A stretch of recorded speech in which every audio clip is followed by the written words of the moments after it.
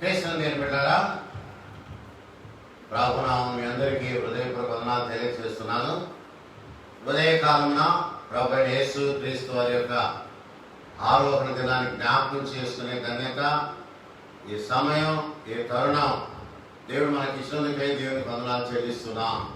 ఈ దినం మహాశుభదినం. ఎందుకంటే శిష్యులందరినీ ఆయన తీసుకుని వెళ్ళి బేతనీ దగ్గర వారందరినీ ఆశీర్వదించినటువంటి ఆశీర్వాదకరమైన సుదినం. అటు దినంలో దేవుడు మనందరినీ ప్రవేశింప చేసినందుకై దేవుని ఘనమైన నామానికి మనము కృతజ్ఞతాస్తుతులు స్తోత్రాలు చెల్లిస్తున్నాం. ఈ 40 దినాలు ప్రభువైన యేసు క్రీస్తు వారి యొక్క పునరుద్ధాన మహిమ దినాల్లో దేవుడు మనందరినీ కాపాడి దీవించి తన కృపలతో నింపి చివరి దినం ఈరోజు మహాసుదినం. ప్రభువైన యేసు క్రీస్తు వారు భూలోకంలో పరిచర్య ముగించుకొని పునరుద్ధానుడై మానవ జయించి తిరిగి లేచిన తర్వాత 40 దినాలు శిష్యులందరికీ కనిపించి అనేకులు బాధపరిచిన దినం అందరి ఎదుట అందరూ చూస్తుండగానే ప్రభువైన యేసు క్రీస్తు వారు పరలోకానికి వెళ్ళినటువంటి మహాసుదినం అని దేవుని బిడ్డలకు జ్ఞాపకం చేసుకున్నాం. ఈ సుదినంలో దేవుడు మనందరినీ దీవించి ఆశీర్వదించి కరుణించి కాపాడాలని, ఈ 40 దినాల మహిమ దినాల యొక్క ఆ శ్రేష్టమైనటువంటి ధన్యత, ఆ దీవెనలు ఆశీర్వాదాలు దేవుడు మన పైన ఉంచాలని మనసారా కోరుకుంటూ ఈ దిన కార్యక్రమాన్ని ప్రార్థన చేసుకున్నాం. ప్రార్థన. పరమందాసుడా పెళ్లి తండ్రి, ఉదయకాలమున మీ పాద సన్నిధిలో చేరి అయా మీ నాశనం చేసుకునే ధన్యత మాకు ఇచ్చారు. మీకు వందనాలు చెల్లిస్తున్నాం. ఈ దినం మహాసుదినం.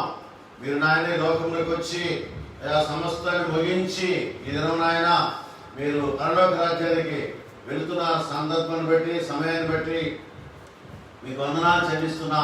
ఆరోహణ దినాన్ని మీకు జ్ఞాపకం చేసుకుంటుండే దాన్ని మీరు మాతో కార్యక్రమం జరిగించి ఘనత మహిమ ప్రభావం మీకే కలుగుటకు సహాయం చేయమని ఈ దిన దీవులతో నింపండి. ఈ దిన ఆశీర్వాదంతో నింపి దీవించి బలమైన మీ కార్యాలు జరిగించి మహిమ పొందమని యేసయ్య నామమును బట్టి ప్రార్థన మీకు సమర్పించుకుంటున్నాం తండ్రి.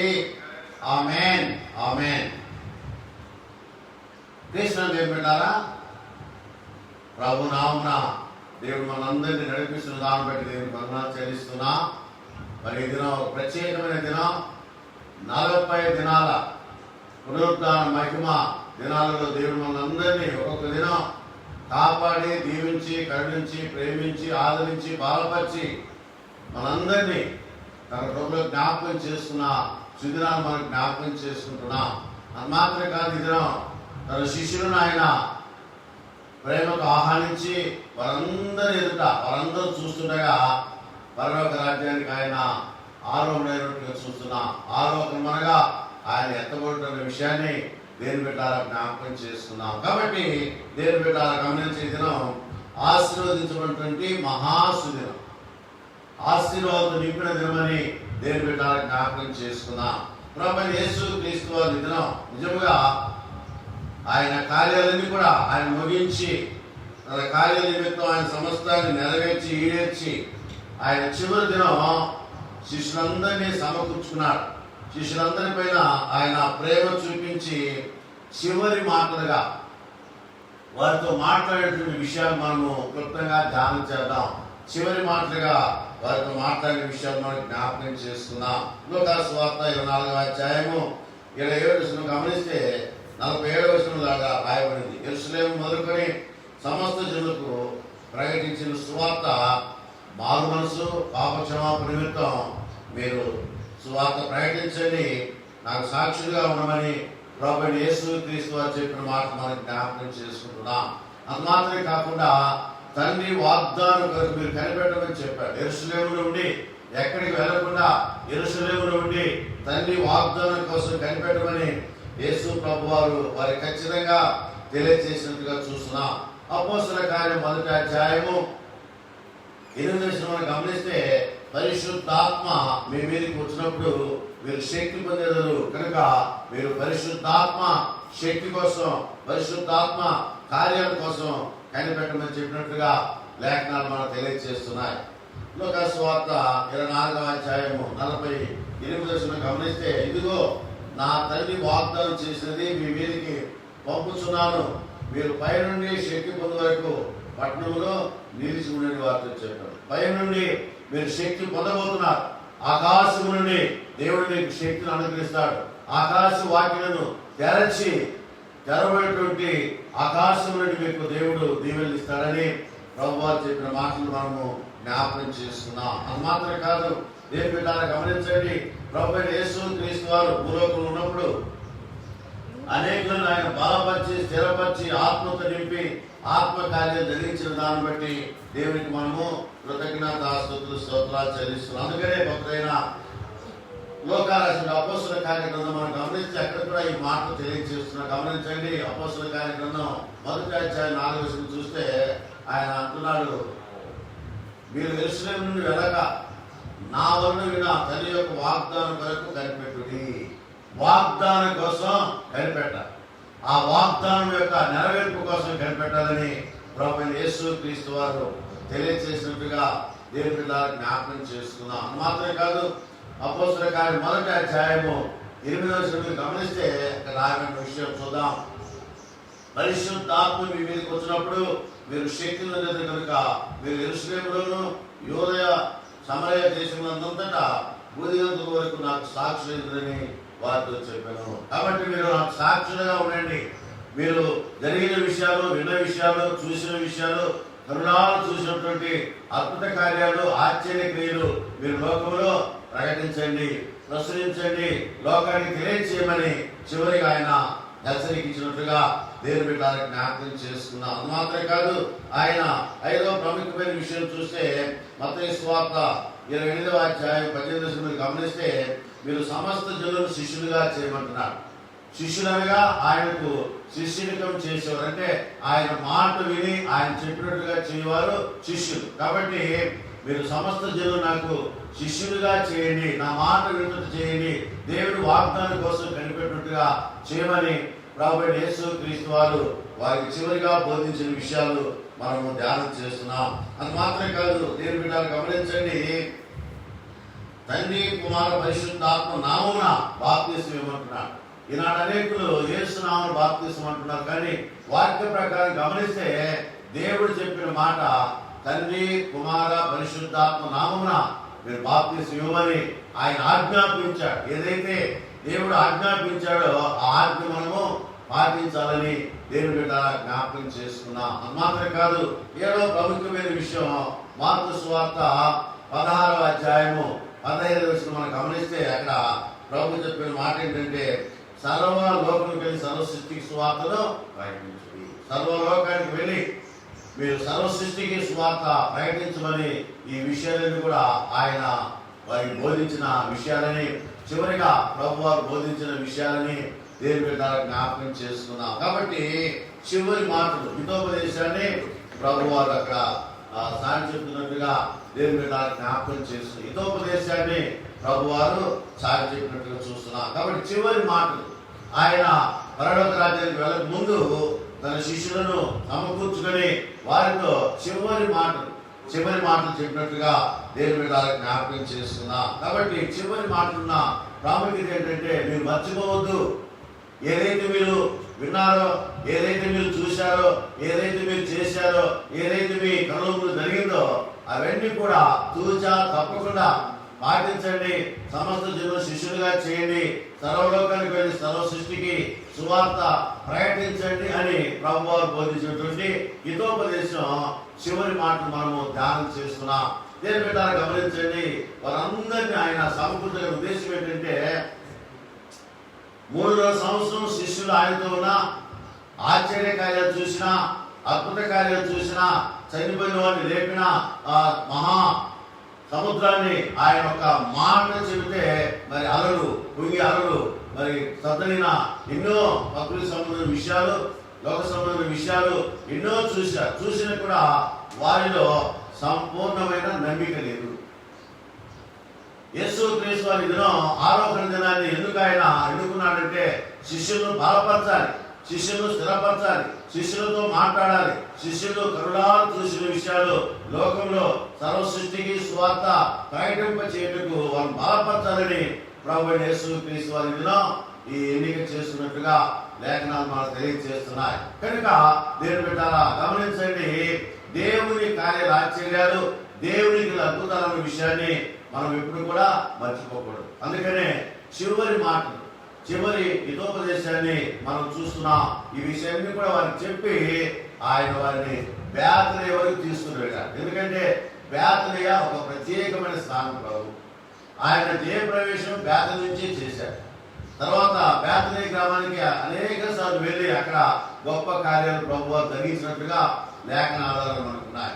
ఇక చివరి దినం కూడా ఈ రోజు కూడా ఆయన బేతనియ వరకు వెళ్ళి అక్కడ తన శిష్యులను అందరూ సమకూర్చుకొని ఆయన వారి నుంచి ప్రత్యేకించబడి వేరే పరలోక రాజ్యానికి వెళ్తున్నట్టుగా దేవుని బిడ్డ చివరి దినం మనకు జ్ఞాపకం చేసి 40 దినాలు దేవుడు మన మధ్య మనతో ఉన్నాడు, కార్యాలు జరిగించాడు. స్త్రీలను పురుషులను అనేకులను ఆయన స్థిరపరిచాడు, బలపరిచాడు, బాగు చేశాడు. పునరుద్ధాన మైకములు ఒక్కొక్కరిని ఆయన పునరుజ్జీవింప చేసిన దాన్ని బట్టి దేవుని ఘనమైన నామానికి మనము కృతజ్ఞతాస్తుతులు స్తోత్రాలు చెల్లించుకుంటున్నాం. ఇలాగా చివరి మాటలు చెప్పి వారిని బేతనియ వరకు తీసుకుని వెళ్ళినట్టుగా దేవుని బిడ్డల చరిత్రకారులు మనకు తెలియజేస్తున్నారు. పరిశుద్ధ లేఖనాలు కూడా మనకు వివరంగా వివరిస్తున్నాయి. అయితే ప్రాముఖ్యమైన విషయం ఏంటంటే ఈ ఆరోహణము అంటే పైకి వెళ్ళడం. ఆరోహణం అనే విషయం ఎందుకు జరిగింది? యేసు ప్రభువారు 40 దినాలు ఉపవాస దీక్షలో ఆయన దేవునికి లోబడి దేవుని కార్యం జరిగించాడు. తర్వాత పునరుద్ధరణైన తర్వాత మానవులు జయించి తిరిగి లేచిన తర్వాత 40 దినాలు మన మధ్య ఉన్నాడు, మనతో మాట్లాడాడు, శిష్యులందరినీ బలపరిచాడు. ఈ 80 దినాలు అయిపోయిన తర్వాత ఆయన పరలోక రాజ్యానికి వెళ్ళుటకు తీర్మానం చేసుకుని దేవుని యొక్క చిత్తానుకూలంగా దేవుని ఇష్టానుసారంగా ఆయన తీర్మానం చేసుకునే దినం ఆలోచన దినాన్ని ప్రభువారు ఏర్పాటు చేసినట్టుగా దేవుని బిడ్డలకు జ్ఞాపకం చేసుకున్నాం. ఎందుకు ఈ ఆరోహణ దినం ప్రభువారు ఏర్పాటు చేశారంటే కొన్ని ప్రాముఖ్యమైన విషయాలు ఉన్నాయి. గమనించండి, యోహాను సువార్త 17వ అధ్యాయంలో మనం గమనిస్తే అక్కడ ఆయన ప్రార్థిస్తున్నాడు, తండ్రి మొట్టమొదట ఏ మహిమ నీ దగ్గర నాకు ఉన్నదో ఆ మహిమతో నీవు నన్ను మహిమపరచుకు అని. కాబట్టి ఏ మహిమ అయితే అక్కడ ఆయన వదిలివేసి మానవాకారంలో మనిషావతారుడిగా భూలోకానికి వచ్చాడో తిరిగి ఆ మహిమను పొందడు. గమనించండి, ఏ మహిమ ప్రభువారికి ఉన్నదో తండ్రి కుమార పరిశుద్ధాత్మ నామమున ఏ మహిమ అయితే ఆయన కలిగి ఉన్నాడో ఆ మహిమను అక్కడ వదిలివేసి మనిషావతారుడిగా మానవుడిగా భూలోకానికి వచ్చి ఆయన మన కోసం శ్రమ పడ్డాడు.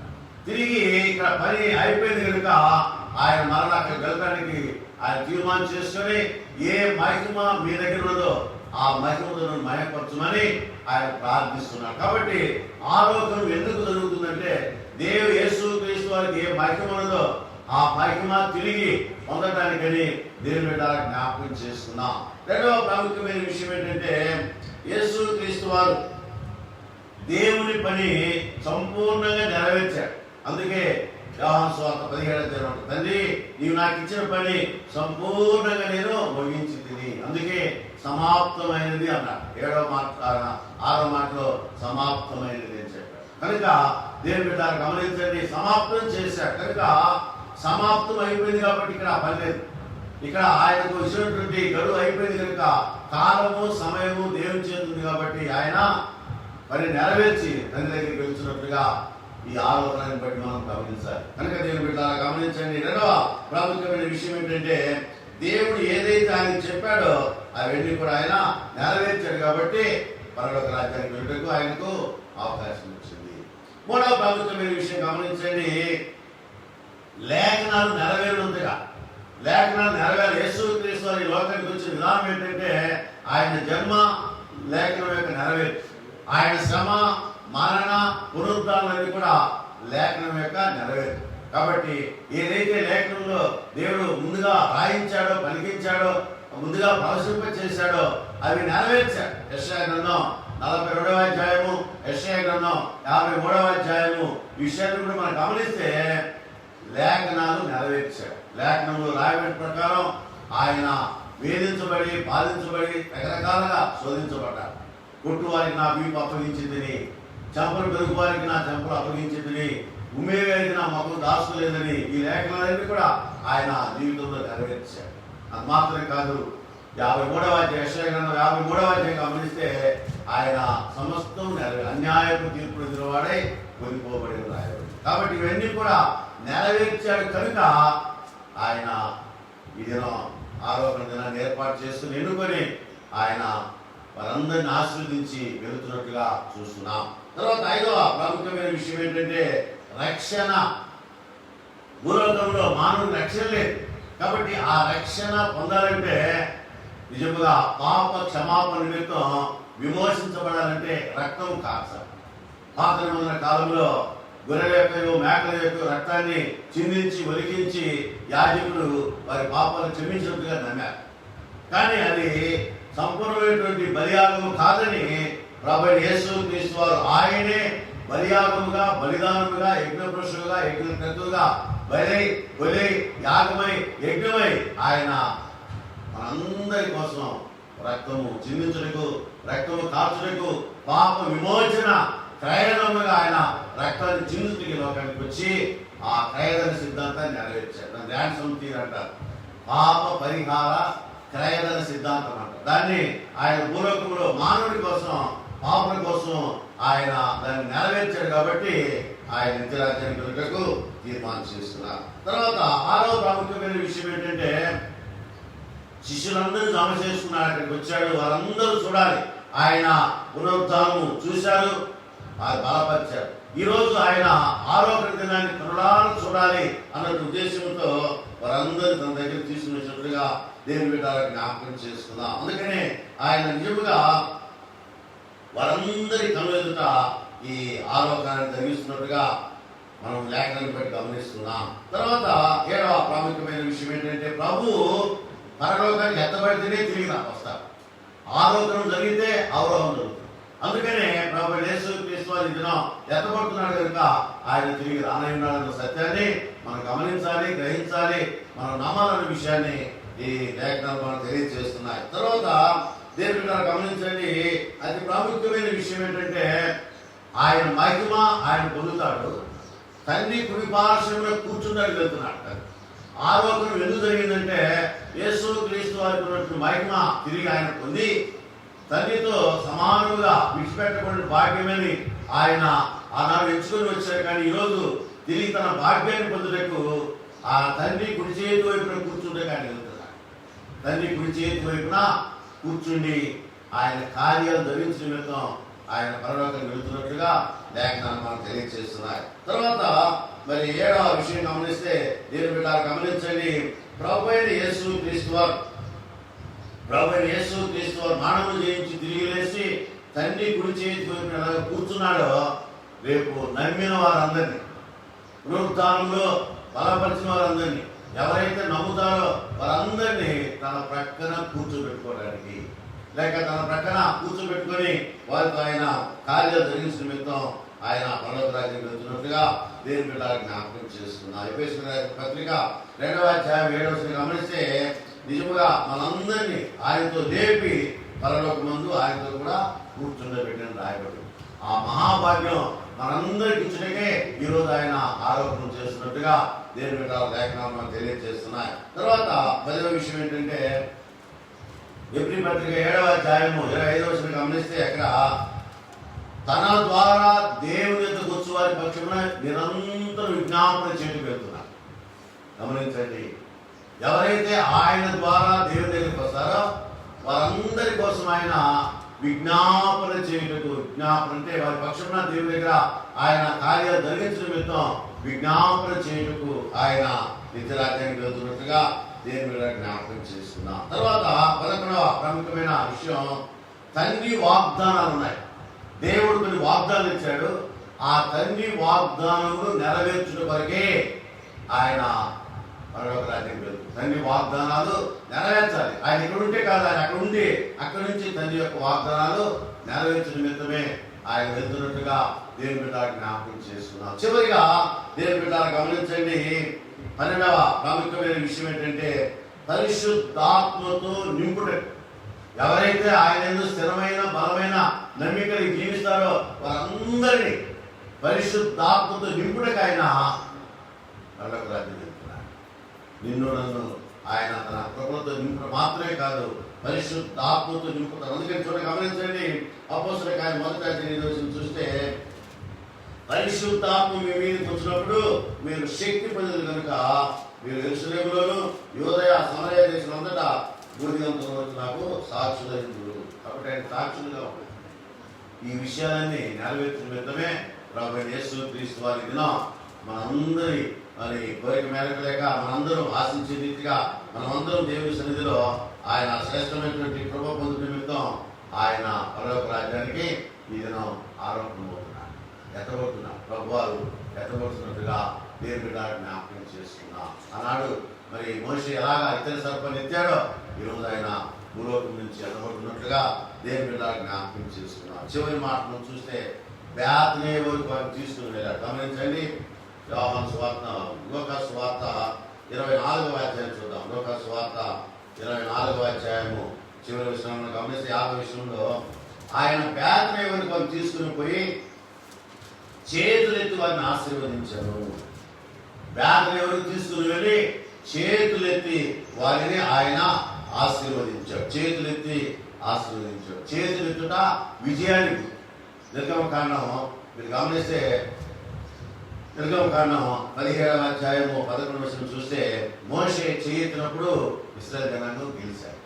కాబట్టి చేతులెత్తుట విజయాన్ని చూసిన, చేతులెత్తుట గెలుపుకు చూసిన విషయాన్ని దేవుని బిడ్డ జ్ఞాపకం చేసుకున్నాం. అందుకనే ఇశ్రాయేలు జనాంగం ఆనాడు మోషే చేయెత్తినప్పుడు వారందరూ గెలిచారు. ఈరోజు కూడా ఆయన చేతులెత్తి శిష్యులందరినీ ఆశీర్వదిస్తున్నాడు. చేతులెత్తి శిష్యులందరి పైన తన కృప కుమరిస్తున్నట్టుగా దేవుని బిడ్డ జ్ఞాపకం చేసుకున్నాడు. కాబట్టి ఆశీర్వాదాల యొక్క నింపుదల, ఆశీర్వాదాల యొక్క కుమరింపు, ఆశీర్వాదాల యొక్క అనురాగం, ఆశీర్వాదాల యొక్క ఆ శ్రేష్టమైనటువంటి కృప ఈరోజు దేవుడు మనకు కనిపిస్తున్నాడు. ఆమేన్.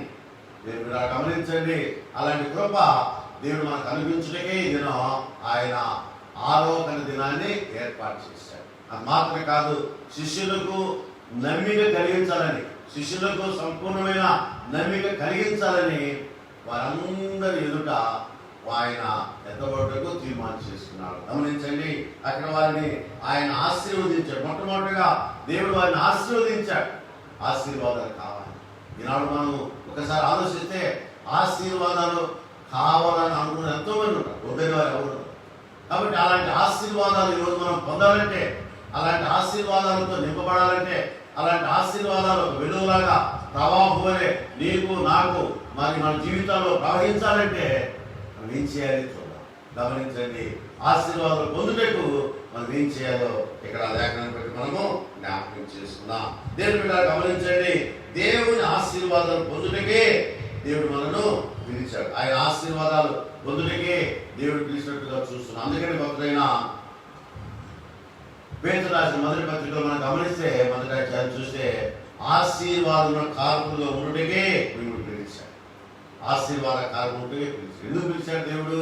మనం ఆశీర్వాదాలు పొందాలి, ఆశీర్వాదాలకు అనురాగాన్ని మనం అనుభవించాలనే ఉద్దేశంతో ప్రభువారు మనం పిలిచినట్టుగా దేవుని బిడ్డలారా జ్ఞాపకం చేసుకున్నాం. అందుకని గమనించండి, అపోస్తలుల కార్యం 1వ అధ్యాయము మనం గమనిస్తే అక్కడ ఈ మాట మనకు భక్తులు తెలియజేస్తున్నారు. అపోస్తలుల కార్యం 1వ అధ్యాయం చూస్తే దేవుని బిడ్డలారా ఆయన యొక్క ఉద్దేశం, ఆయన కార్యాల యొక్క నింపుదల ఎలాంటిదో మనము గమనించగలం. అపోస్తలుల కార్యములు 1వ అధ్యాయం 10వ వచనం చూద్దాం. ఆయన వెలుచుని ఆయన ఆకాశం వైపు తిరిగి చూస్తుంది. గమనించండి, 9వ వచనం చూద్దాం. ఈ మాటలు చెప్పి వారు చూస్తుండగా ఆయన ఆరోహణమాయను. దేవుని స్తోత్రం. హల్లెలూయా, హల్లెలూయా. దేవుని బిడ్డలారా గమనించండి, వారందరూ చూస్తుండగా, వారందరూ కరుణార తనివితీరా చూస్తుండగా ప్రభువైన యేసు క్రీస్తు వారు పరలోక రాజ్యానికి ఆయన ఆరోహణమాయను, ఎత్తబడ్డాడు. దేవునికి స్తోత్రం. దేవుని బిడ్డలారా గమనించండి, ప్రభువైన యేసు క్రీస్తు వారు వారందరి ఎదుట వారు చూస్తుండగా ఎత్తబడ్డాడు. అందుకనే మీరు సాక్షులుగా ఉండాలని చెప్పారు కదా. వారి కనులకు నిజముగా ఆయన కనబడకుండా ఒక మేఘము తీసుకుంటారు. వారు కరుణాలు చూస్తున్నారు, ఆకాశం వైపు వారు కనులెత్తి చూస్తున్నారు. వారు చూస్తుండగానే ఆయన ఎత్తబడ్డాడు. వారు చూస్తుండగానే ఒక మేఘం వచ్చి వారిని ఆయన్ను తీసుకుని వెళ్ళినట్టుగా చూస్తున్నాం. తర్వాత ఏం జరుగుతుండే గమనించండి. ఈ మాట చెప్పి ఆయన అలాగే చేశాడు. వారు వెళుతుండగా ఆయన ఆకాశం తేల్చి చూస్తుండేది, ఇదిగో తెల్లని వస్త్రం ధరించుకున్న ఇద్దరు మనుషులు వారి వద్ద నిలిచింది. సాక్ష్యం. ఇద్దరు దేవదూతలు అక్కడ నిలబడ్డారు. ఎందుకంటే ఆయన ఎత్తబడుతున్నాడు. ఒక మేఘం వచ్చి ఆయన తీసుకొని ఆకాశం తెరవబడ్డది. తెరవబడిన ఆకాశం కూడా పరలోక రాజ్యానికి ఆయన వెళ్ళిపోయాడు. ఆ వెళ్ళిపోయిన తర్వాత సాక్ష్యం ఏంటంటే చూడండి, గమనించండి. రెండు దేవదూతలు అక్కడ సాక్ష్యం ఇస్తున్నారు. ఏమని? తెల్లని వస్త్రం కట్టుకున్న ఇద్దరు మనుషులు వారి వద్ద కలిసి, గలలే మనుషులారా, మీరు ఎందుకు ఆకాశం చూస్తున్నారు? మీ వద్ద నుండి పరలోకముకు చేర్చుకోమని యేసే ఏ రీతిగా పరలోకములకు వెళ్ళుట మీరు చూసిరో ఆ రీతిగా ఆయన తిరిగి వచ్చును. దేవుని స్తోత్రం. దేవుని బిడ్డ గమనించండి, ఆయన తిరిగి రాబోతున్నాడు. ఆయన వస్తాడు. కనుక ఈ సత్యాలు వారు గమనించాలని, గ్రహించాలని, ఈ సత్యాలు వారు తెలుసుకోవాలనే ఉద్దేశంతో ప్రభువైన యేసు క్రీస్తు వారు ఆయన వారందరూ చూస్తుండగా పరలోక రాజ్యానికి ఆయన ఏర్పడ్డాడు. దేవుని బిడ్డ గమనించండి. కాబట్టి తండ్రి వాగ్దానం నెరవేర్చమంటున్నాడు. తండ్రి వాగ్దానం ప్రకారం మీకు నేను పరిశుద్ధాత్మను పంపిస్తాను, ఆత్మశక్తి మీరు పొందమని చెబుతున్నట్లుగా దేవుని బిడ్డ జ్ఞాపకం చేస్తున్నాం. కాబట్టి దేవుని బిడ్డ గమనించండి, దేవుని యొక్క సాన్నిధ్యంలో, దేవుని యొక్క సముఖంలో వారందరిని దేవుడు ఆశీర్వదించను. వారందరినీ దేవుడు ఆశీర్వదించినట్లుగా దేవుని బిడ్డ జ్ఞాపకం చేస్తున్నాం. అందుకనే మనల్ని ఆశీర్వాద కారణం ఆయన పిలుస్తున్నాడు. దేవుని బిడ్డ గమనించండి, ఆదికాండం 1వ అధ్యాయము 28వ వచనం మనం గమనిస్తే, దేవుడు వారిని ఆశీర్వదించును. ఎట్లనగా ఆశీర్వదించాడు. చూసారా, అక్కడ ఆశీర్వదించాడు, ఇక్కడ వీరిని ఆశీర్వదిస్తున్నాడు. దేవుని బిడ్డ గమనించండి, ఆ ఆశీర్వాదాలు ఆదాము పోగొట్టుకున్నాడు. ఏదైతే దేవుడు వారిని ఆశీర్వదించాడో ఆదాము యొక్క అవిధేయత వలన ఆశీర్వాదాలు పోగొట్టుకున్నాడు. ఆదాము అవిధేయుడయ్యాడు, దేవుని యొక్క మాట వెళ్ళలేదు. అందుకని ఆదాము అవిధేయత వలన ఆశీర్వాదాన్ని కూడా పోగొట్టుకున్నాడు. అయితే దేవుని బిడ్డ గమనించండి, ప్రభువైన యేసు క్రీస్తు వారి యొక్క విధేయత వలన రోమీయులకు రాసిన పత్రిక 5వ అధ్యాయం 19 గమనిస్తే, యేసు క్రీస్తు వారి యొక్క విధేయత వలన అనేకులు నీతిమంతులుగా తీర్చబట్టుకు దేవుడు కృప కుమ్మరించాడు. దేవునికి స్తోత్రం. దేవుని బిడ్డ గమనించేలాగా ఆశీర్వాదాలు పొందుటకు అనువైన సమయంలో ఆశీర్వాదాలు వారికి కుమ్మరించాడు. దేవుడు ఆశీర్వాదాల యొక్క కృపావరాలు తన బిడ్డకి ఇచ్చినట్లుగా చూస్తున్నాం. అందుకనే ఈ ఆశీర్వాదాలకు ఎందుకు ఇంత ప్రాధాన్యత? ఆశీర్వాదాలు వేరు, దీవెనలు వేరు. గమనించండి, ఆశీర్వాదాలు అనగా బ్లెస్సింగ్స్ అంటారు. ఈ బ్లెస్సింగ్స్ లేక ఆశీర్వాదాలు నేరుగా దేవుని దగ్గర నుంచి వచ్చే కృపావరాలు. గమనించండి. తర్వాత దీవెనలు వేరు. ఈ దీవెనలు యాజకులు, సేవకులు ఇచ్చే దీవెనలు. వాటిని బ్లెస్సింగ్స్ అన్నారు, వీటినేమో బెండిక్షన్ అన్నారు. దేవుని బిడ్డ గమనించండి. కాబట్టి ఆశీర్వాదాలు పొందాలని, ఆశీర్వాద కారకుడుగా ఉండుటకే దేవుడు పిలిచాడు, నేను పిలిచాడు, మనం పిలిచాడు. కాబట్టి ఆశీర్వాదం దేవుని సొత్తు, ఆశీర్వాదాలు దేవుని కృపావరాలు, ఆశీర్వాదాలు దేవుని యొక్క శ్రేష్టమైన ధన్యతలని దేవుని బిడ్డ జ్ఞాపకం చేసుకున్నాం. ప్రభువారు ఉదయకాలంలో ఆయన అందరూ చూస్తుండగా పరలోక రాజ్యానికి ఎత్తపడ్డారు, పరలోక రాజ్యానికి చేరిపోయారు. ఇక మిగిలినవి ఆశీర్వాదాలు. ఈ ఆశీర్వాదాలు పొందుటకే దేవుడు నిన్ను నన్ను ప్రేమతో పిలిచాడన్న విషయాన్ని దేవుని బిడ్డ జ్ఞాపకం చేసుకున్నాం. ఎందుకంటే ఆయన ఆశీర్వాదాలు మనకు ఉంచుతాడు. ప్రభు అయితే పరలోక రాజ్యం వెళ్ళాడు. దేవునికి స్తోత్రం. హల్లెలూయా, హల్లెలూయా. ఆయన నిత్యరాజ్యానికి వెళ్ళాడు. ఇక మిగిలినవి ఆశీర్వాదం. ఆయన వెళుతూ వారిని ఆశీర్వదించాడు. వారిని ఆశీర్వదిస్తుండగా, ఇంకా సంపూర్ణ కాలేదు, వారిని ఆశీర్వదిస్తుండగా ఆయన ప్రత్యేకించబడ్డాడు. దేవునికి స్తోత్రం. దేవుని బిడ్డ గమనించండి. కాబట్టి ఆశీర్వాదం యొక్క విలువ, ఆశీర్వాదం యొక్క ప్రభావము మన మధ్యనే ఆయన ఒక శ్రేష్టమైన ధన్యతలాగా ఉంచాడు. కాబట్టి ఈ ఆశీర్వాదాలు పొందాలంటే మనం ఏం చేయాలి? యేసు క్రీస్తు వారు నిత్యరాజ్యానికి వెళ్ళిపోయాడు, ఆయన ఎత్తబడ్డాడు. కాబట్టి మిగిలింది మనమే.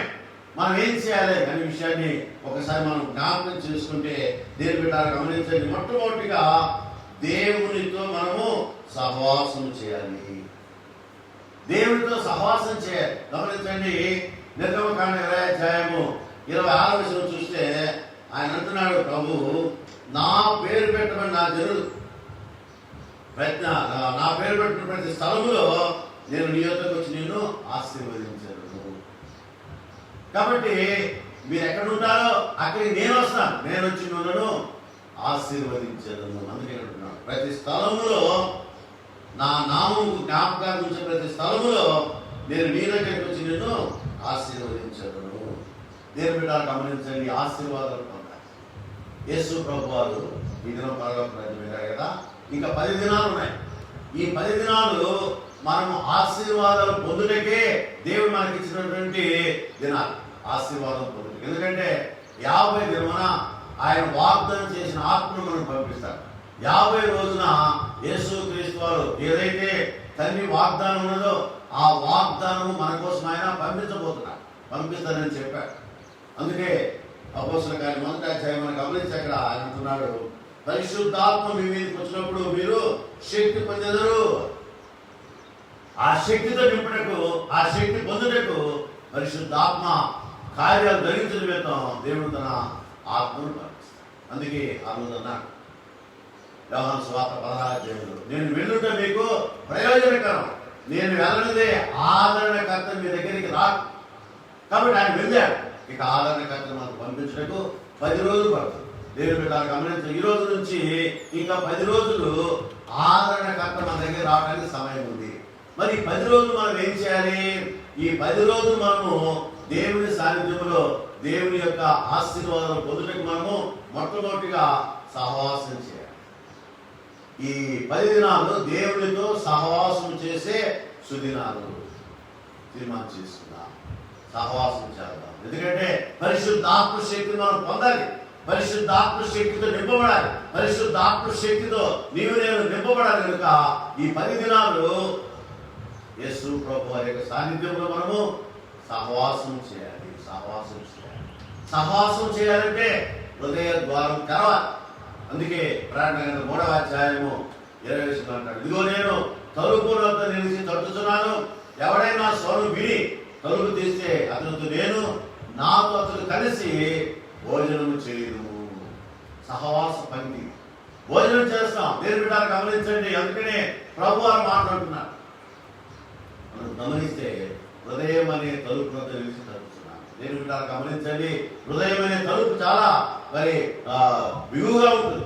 అందుకనే హృదయం అనే తలుపు తెరిస్తే ఆయన మనలో మనం ఆయనతో ఏకీభవిస్తాం. తలుపే తెరవకపోతే ఆయన బయట నుండి ఏడుస్తాడు. నీవు నా మాట వినప్పుడల్లా నేను చాటున ఏడ్చెదనని ఇర్మియా గ్రంథంలో ప్రభు తెలియజేశాడు. కాబట్టి తలుపు తెరవకపోతే, ద్వారం తెరవకపోతే ఆయన అక్కడే ఉండి ఏడుస్తాడు. ఎంతసేపు ఏడిపిస్తాం? ఒకసారి ఆలోచించండి. కనుక ఆశీర్వాదాలు పొందాలంటే నీ హృదయం తలుపు తెరవాలి. ఎందుకంటే హృదయం మోసకరమైనది, అది ఘోరమైన వ్యాధి గలది, దాన్ని గ్రహించగలవాడు ఎవరు? దేవుని బిడ్డ గమనించండి, హృదయం అనే తలుపు తెరవాలి. హృదయం అనే తలుపు తెరిస్తే ఆయన మనలోకి వస్తాడు. అందుకని దేవుని బిడ్డలా యోహాను సువార్త 15వ అధ్యాయము 7వ వచనం గమనిస్తే, నా యందు మీరును మీ యందు నా మాటలు నిలిచి ఉండేలా మీకు ఏది ఇష్టమో అడుగుడి, అది మీకు ఇవ్వబడు. కనుక దేవుని బిడ్డ గమనించండి, దేవుని ఆజ్ఞానుసారంగా, దేవుని చిత్తానుకూలంగా, దేవుని ఇష్టానుసారంగా, దేవుని యొక్క ప్రణాళిక చొప్పున మనం వెళ్ళగలిగితే ఆయన ఆశీర్వాదం యొక్క కృపావరాలు మనకు ఉమ్మరిస్తాడు. ఆశీర్వాదాలు పొందుటకు మనం ఏం చేయాలి? మొట్టమొదటిగా ఆయనతో సహవాసం చేయాలి. ఈ 10 దినాలు చాలా ప్రాముఖ్యమైన దినాలు. ఎందుకంటే ఇప్పటి వరకు దేవుడు మనతో మాట్లాడాడు, మనల్ని బలపరిచాడు, శిష్యులందరినీ బలపరిచాడు, ఇంకా ఎన్నుకున్న వారిని బలపరిచాడు. అందరినీ 40 దినాలు 40 మందిని బలపరిచాడు. ఈరోజు 40 రోజు 40 మందిని దేవుడు బలపరిచాడు, స్థిరపరిచాడు. ఇప్పుడు మనకు అవకాశం. ఏంటి అవకాశం? ఇప్పుడు వరకు ఆయన మనతో మాట్లాడు, ఇప్పుడు మనం ఆయనతో మాట్లాడు. దేవుని బిడ్డ గమనించండి, మనతో ఆయనతో మాట్లాడడానికి సమయం ఇచ్చాడు. ఈ 10 రోజులు మనం దేవునితో మాట్లాడాలి. ఎలా మాట్లాడాలి? సహవాసం ద్వారా మాట్లాడాలి. అందుకే అంటాడు యెహెజ్కేలు గ్రంథం 2వ అధ్యాయంలో, నరపుత్రుడా నువ్వు చక్కగా నిలబడు, నేను నీతో మాట్లాడు. మనం చక్కగా నిలబడగలిగితే, ప్రార్థన విషయంలో అన్ని విషయంలో చక్కగా నిలబడగలిగితే ఆయన మనతో మాట్లాడే దినాలు, యేసయ్య నీతో నాతో మాట్లాడే దినాలు చాలా ప్రాముఖ్యమైన దినాలు. ఈ 10 దినాలు దేవునితో మనం మాట్లాడాలి. ఆయన ఆలయంలో మాట్లాడతాడు, ఆయన వాక్కు ద్వారా మాట్లాడతాడు, ఆయన వాక్యం ద్వారా మాట్లాడతాడు, ఆయన దర్శనం ద్వారా మాట్లాడతాడు, ఆయన మనతో మాట్లాడతాడు. చూసారా, ఇన్ని విధాలుగా దేవుడు నీతో నాతో మనందరితో మాట్లాడే దినాలని దేవుని బిడ్డలకు జ్ఞాపకం చేస్తున్నాం. ఈ 10 దినాలు దేవుడు మనతో మాట్లాడతాడు. కాబట్టి దేవుని బిడ్డలు గమనించండి, మనము 10 దినాలు ఆయన మనము దేవునితో మాట్లాడాలి. అందుకని జకర్యా గ్రంథం మనం గమనిస్తే 4వ అధ్యాయం 7వ వచనం అంటాడు కదా, శక్తి చేత నేను బలం చేత నేను కాక ఆత్మ చేత దొరుకును, శక్తి చేత కాదు. తర్వాత 2వది బలం చేత కాదు కానీ ఆత్మ ద్వారా దేవుడు కాయలేదు. ఆ ఆత్మను పొందుటకే, పరిశుద్ధాత్మ శక్తిని పొందుటకే ఈ 10 దినాలు దేవుడు మనం మిగిల్చాడు. దేవుని బిడ్డ గమనించండి, టోటల్ గా 50 దినమున ఆయన పరలోకము నుండి భూలోకానికి పరిశుద్ధాత్మను పంపిస్తారు. అయితే ఇప్పుడు ఇది 40 రోజులు 10 దినాలు ఉన్నవి. ఈ 10 దినాలు దేవుడు మనం బలపడాలి, మనం స్థిరపడాలి, మనం పరిశుద్ధాత్మ శక్తి కోసం ఎదురు చూడాలి. ఎదురు చూడండి ఇది కూడా. అందుకని మనము పరిశుద్ధాత్మ శక్తిని పొందుటకు ఎదురు చూడాలి. అందుకే ప్రభువు అన్నాడు, మీరు యెరూషలేములో ఉండి తండ్రి నా ద్వారా చేసిన వాగ్దానం పొందేందుకు అక్కడే ఉండండి, యెరూషలేములో. కాబట్టి వాగ్దాన దినాలు, ఈ వాగ్దాన దినాలలో మనం దేవునితో పోరాడదాం. దేవుని యొక్క శక్తిని పొందుటకు పరిశుద్ధాత్మ శక్తి కోసం మనము ఎదురు చూద్దాం, కనిపెడదాం. గమనించండి, కావలివాడు ఉదయం కోసం కనిపెట్టినట్టుగా మనం కనిపెట్టాలి. దీనికి ఓపిక అవసరం, దీనికి చాలా ఓపిక అవసరం. కనుక ఓపికతో దేవుని బిడ్డలు గమనించండి, ఓపికతో కనిపెడితే ఆశీర్వాదాలు కుమ్మరిస్తాడు, కనిపెడితే కృపావరాలు కుమ్మరిస్తాడు, కనిపెడితే దేవుని యొక్క ఆశీర్వాదాల యొక్క ఆ శ్రేష్టమైన ధన్యతలు దేవుడు మనకి ఇస్తాడు. కనిపెడతాం. ఒక భక్తురాలు బాగా ప్రార్థన చేశాడు. ఆ ప్రార్థన చేసినప్పుడల్లా దేవుడు ఆమెకు ఆ ప్రార్థన ప్రతిఫలం పంపించేవాడు. ప్రార్థన అయిపోయిన ఆనందంగా తీసుకోవాలి, కనిపెట్టాలి. అందుకనే ఆమె జీవితాంతం ప్రార్థించింది. ఆశీర్వాదాల యొక్క వెలువ వచ్చింది కానీ దానికి సమాధానం వచ్చింది కానీ ఆమె పొందలేకపోయింది. ఆమె ప్రభువును నిద్రించిన తర్వాత ఆమె భక్తురాలు ప్రభువు దూతలు వచ్చి ఆమె తీసుకుని వెళుతూ ఉంటే ఆమె వెళ్ళే మార్గంలో సంచులకు కుప్పలుగా అనేక రాసులాగా అవి సంచులు ఉన్నాయి. ఆమె అడిగిందంట, అయ్యా ఏంటి సంచులు, ఈ సంచులు ఏమున్నాయి అని అడిగితే అమ్మా అవి నీవే, నువ్వు ప్రార్థన చేసావు కానీ ప్రార్థన ప్రతిఫలం వచ్చేందుకు కనిపెట్టలా. ప్రార్థన చేసావు, ఆమె వెళ్ళిపోయావు, అయితే దేవుడు ప్రతిఫలం ఇచ్చావు. అవి మళ్ళా నీ దగ్గర నువ్వు చూసుకోలేదు కాబట్టి మళ్ళా వాటి మేము సంచులు వేసి పెట్టాలి. గమనించండి, ప్రార్థన చేసి మనం వెంటనే ఆమెను వేసుకోకూడదు, కనిపెట్టాలి. యేసయ్య ఎలాగ మాట్లాడతాడు, ఎలాగ సమాధానం ఇస్తాడు, ఎలాగ ఆయన సత్యవాక్యాన్ని మనకు తెలియచేస్తాడు, ఎలాగ ఆయన తన కృప ఉమ్మరిస్తాడు, ఎలాగ తన శ్రేష్టమైనటువంటి ఆశీర్వాదాలు దేవుడు మనకు అనుగ్రహిస్తాడని కనిపెట్టడం ధన్యత. దేవుడు గమనించండి, అబ్బొక్కటాడు, అయ్యా నేను గోపురం మీద కనిపెడుతున్నాను, నేను రాయువాని వలె నేను కనిపెడుతున్నాను అంటాడు. అబ్బొక్కతో కనిపెడితే ఆశీర్వాదాల యొక్క ఆ శ్రేష్టమైన ధన్యత దేవుడు ఇస్తాడు.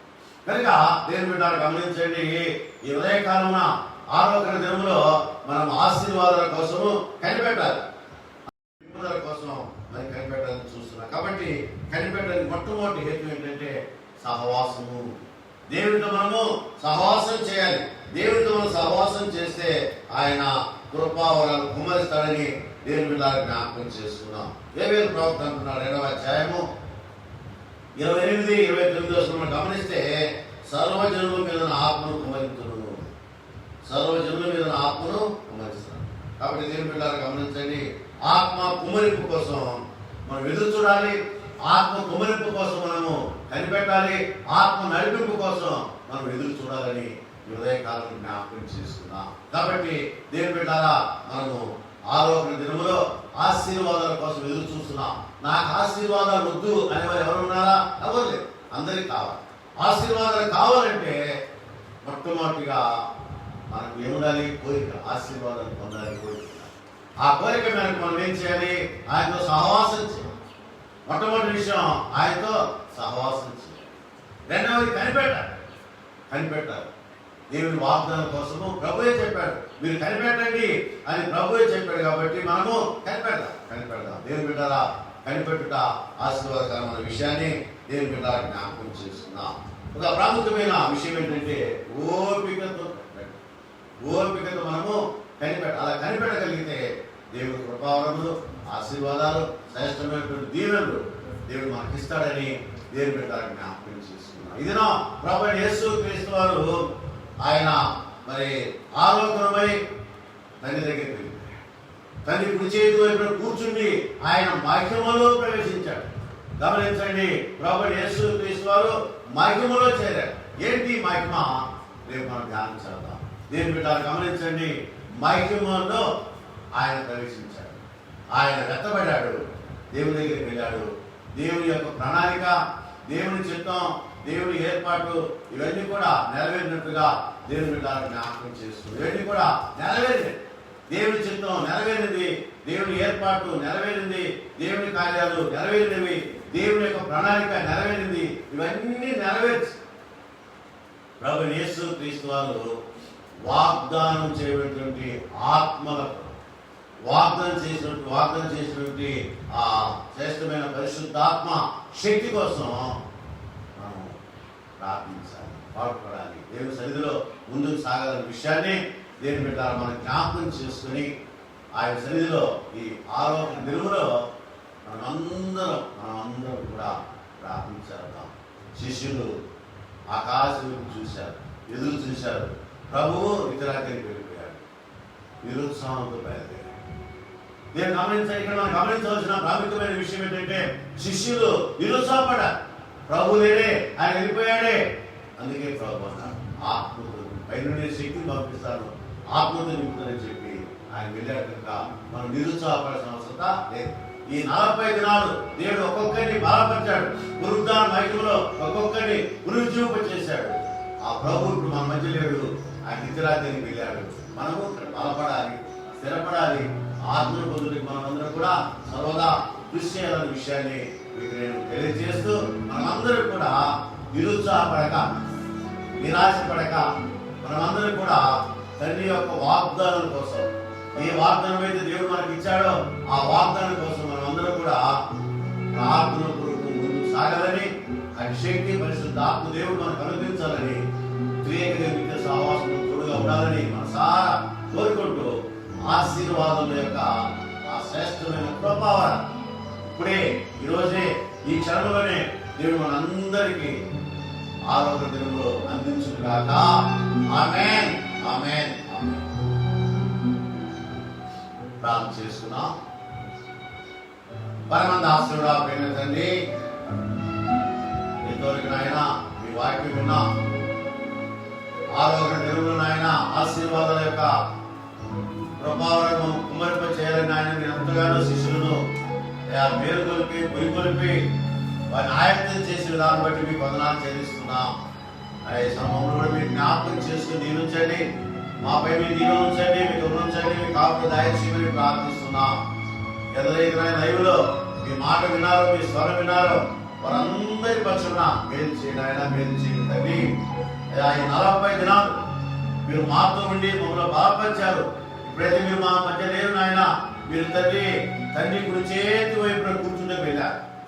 మీ ఒంటరి వారు కాదు నాయన, మీరు మాతో ఉన్నారు, మీ సన్నిధి మాతో ఉంచారు, మీ ఆశీర్వాదాలు మాతో ఉంచారు. మీ వందనాలు చెల్లిస్తున్నా. మీ ఆశీర్వాదం యొక్క ఆ వెలువలో, ఆ ప్రవాహంలో మేమందరం కూడా మీ మహిమార్థమై తండ్రి దీవించబడి వర్ధిల్లుటకు సాయం చేయమని ప్రార్థన చేసుకున్నాం. అలాగే నాయన కోరుకుందండి, దైవంలో ఉన్న మీ పిల్లలందరినీ మీరు జ్ఞాపకం చేసుకుని దీవించండి. వారందరికి కావలసిన ఆరోగ్య ఆశీర్వాదాలు అనుగ్రహించండి. ఈ దినం ఆశీర్వదించబడిన మహాశుద్ధినం ఈ దినంలో ఎవరైతే లైవ్లో ఉన్నారో వారందరినీ మీరు ఆశీర్వదించండి, దీవించండి, బలపరచండి, బలమైన మీ కార్యాలు జరిగించమని ప్రార్థిస్తున్నా.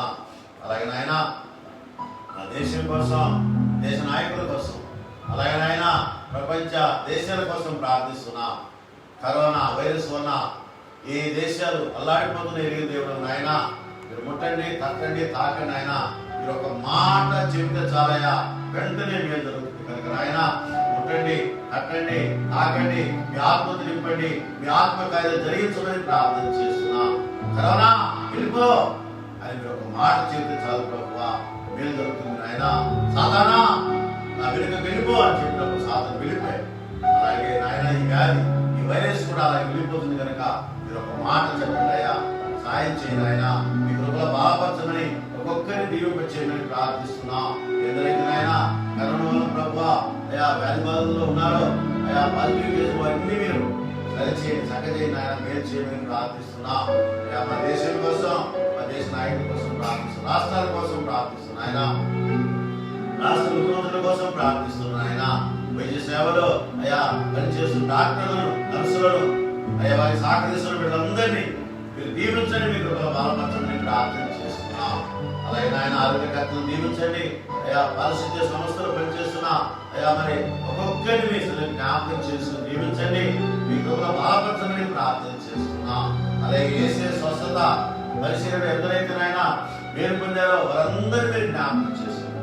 అయ్యా ఇంతవరకు ప్రభువా మరి ఆయన ఏసే స్వస్థత పరిశీలనలో అయ్యా మరి ఎవరైతే పాల్గొంటున్నారో వారందరినీ క్షేమంగా ఉంచారు, మీ పదనాలు చేయండి. ఇంకా ఇంకా నాయన ఆరోగ్యవంతులుగా చేయండి. వారి కోసం మేము ప్రతిరోజు ప్రార్థన చేస్తున్నాం, ప్రతిదినం ప్రార్థన చేస్తున్నాం. నాయన మా ప్రార్థన ఆలకించి ఏసే స్వస్థత పరిశీలించిన వీళ్ళందరూ దీవించబడి సాయం చేయండి. అలాగే నాయన ప్రజలందరి కోసం ప్రార్థిస్తున్నాం, విశ్వాసులందరి కోసం ప్రార్థిస్తున్నా, సంఘాల కోసం ప్రార్థిస్తున్నా, సంఘ కాపుల కోసం ప్రార్థిస్తున్నా.